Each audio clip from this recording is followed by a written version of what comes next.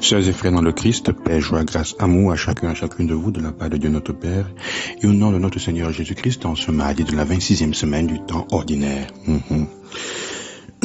L'évangile que nous écoutons aujourd'hui nous met en garde. Jésus veut nous mettre en garde dans l'évangile contre le risque de la violence, contre le risque du fait que notre foi puisse devenir un extrémisme, intégralisme. On peut dire nous vivons notre foi comme des talibans. Jésus fait comprendre aux disciples que la défense de la foi risque d'utiliser parfois la violence pour défendre les vérités que nous croyons.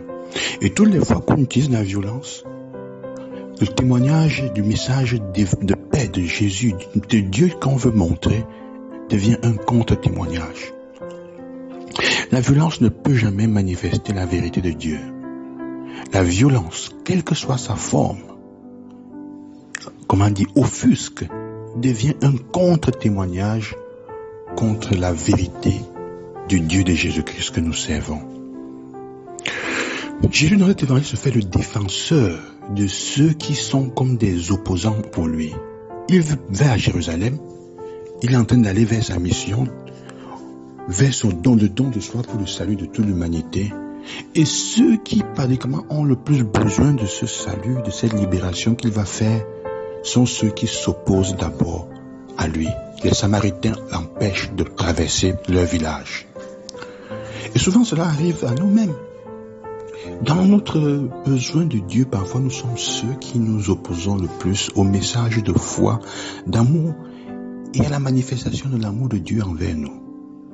Imaginez simplement ceux qui refusent de se pardonner à eux-mêmes quand Dieu continue à leur pardonner. Quand Dieu est le premier qui leur donne l'amour. Quand Dieu est le premier qui leur manifeste à travers différentes voies de personnes sa miséricorde, ils sont les premiers à refuser de se pardonner à eux-mêmes. Refuser d'accueillir Dieu. C'est possible. On peut refuser d'accueillir Jésus. Ce n'est pas une obligation. Et Jésus fait comprendre aux disciples que personne n'est obligé de l'accueillir. Si on accueille Dieu par obligation, parce qu'on a peur, parce qu'on est menacé, parce que c'est pas moi quoi, ça ne fonctionne pas. C'est pour ça que toutes les fois qu'on vit un sacrement, que ce soit le baptême et les autres sacrements, sans liberté, quand on est obligé par quelque chose, le sacrement est nul, il est invalide. Et ce qu'on demande quand les gens se marient, est-ce que tu es libre? Est-ce qu'il y a un empêchement? Est-ce que tu accueilles? Est-ce que toi, tu as choisi librement de te marier? S'il y a un minimum de manque de liberté, c'est invalide, c'est nul. Et la liberté aussi parfois peut être privée si on ne donne pas toutes les informations nécessaires à quelqu'un sur ce qu'il ou elle est en train de faire, de prendre comme responsabilité. Alors Jésus défend même la liberté de ceux qui sont ses opposants. C'est paradoxal, hein? Mais ça, sœurs et frères, c'est l'extrême manifestation de l'amour. Défendre la liberté de celui qui est en face de moi est mon opposant. Hein? L'autre est libre de faire ses choix, même si ses choix s'opposent aux miens. C'est sa liberté. Et je vais tout faire pour qu'il puisse l'exercer. Et c'est ce que Jésus fait avec les disciples. Les disciples disent, Seigneur, mais de quelle histoire ça? Laisse que nous fassions descendre le feu chez eux. Et Jésus les reproche. On ne nous dit pas les paroles qu'il utilise, mais il leur fait des reproches. Mettez-vous de côté, laissez ça. Parce que votre façon d'affronter le problème va devenir un contre-témoignage de ce que je dis.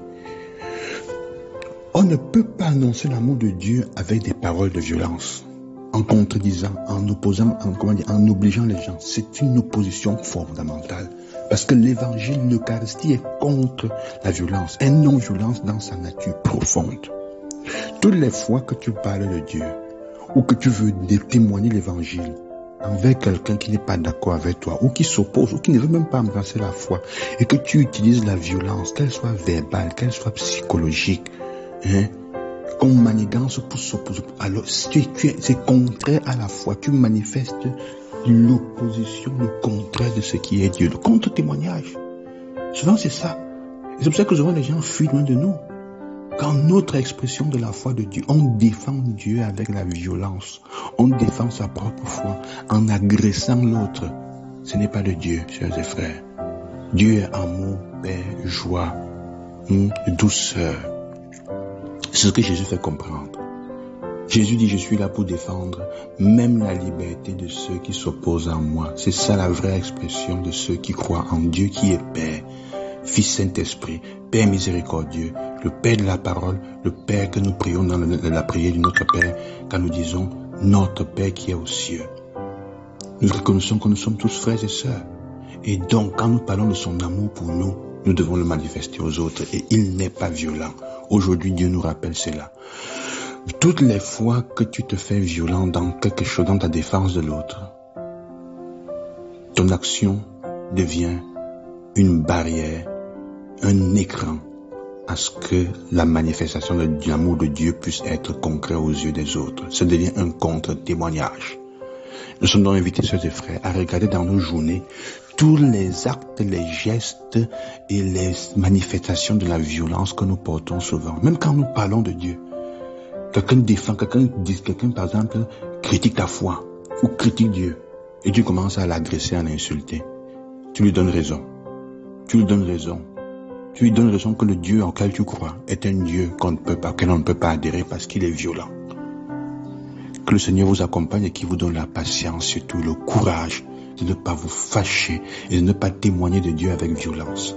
L'Eucharistie est profondément non-violence, même pas avec les paroles. Si tu dis mouf, c'est violent.